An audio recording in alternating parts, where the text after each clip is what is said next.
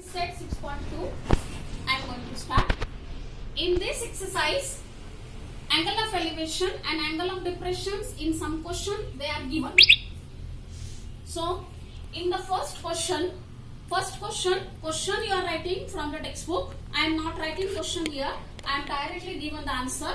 So, for these questions, the figure is very important.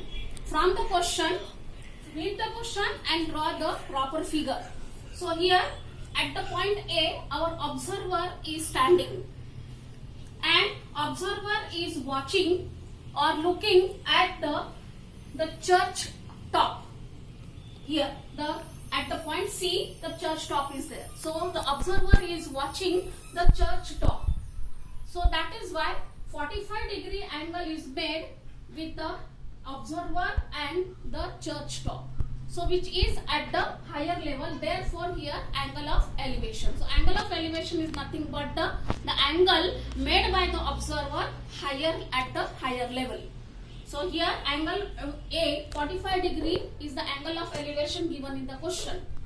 Now the observer and the church building, the distance is 80 meter given. So observer is standing away from 80 meter away from the church. Therefore, distance AB or BA is 80 meter. Angle A 45 degree, angle of elevation, and length CB, which is the height of the church, that height we are going to find. Now in this question, this distance from the observer to the church is given 80 meters and height of the church we are going to find. So here both the perpendicular sides are there.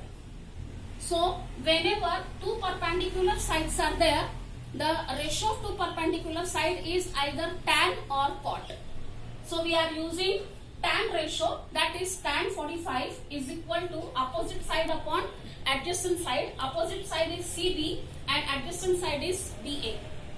Tan 45 is 1 is equal to CB we are going to find upon 80. By cross multiplication, CB is 80 meter. Therefore, height of the church is 80 meter. Height of church is 80 meter. So, whenever you are finding both the perpendicular sides, means one of the perpendicular side, then tan or cot ratio you are using. And if the hypotenuse side is given and one of the side adjacent or opposite side is given, that time you can use sine, cos, sec or cosec, whatever you want to use. Okay. So in this question we use tan, trigonometrical ratio tan 45. Now question number 2. Question number 2 also you are writing from the textbook, and from the textbook write the question and read the question very carefully. How the question is given, from the question we draw the figure. So here at the point S, the observer is watching the lighthouse. So he is at the higher level and the lighthouse is at the lower level. Therefore, angle of depression is formed. So at point S, the observer is observing the lighthouse, which is 90 meter high. The height of the lighthouse is 90 meter and the observer is observing the lighthouse from the ship. So therefore, this angle here, horizontal line, imaginary line we are constructing to the surface of the water, which is horizontal. So these two parallel lines are there. Therefore, a pair of alternate angle is formed, and alternate angles are congruent. Therefore, angle SPQ is equal to angle PRQ, which is given 60 degree in the question. Now, length PQ, height of the lighthouse is given 90 meter, and we are going to find out the distance between the ship and the lighthouse. So that is QR distance we are finding.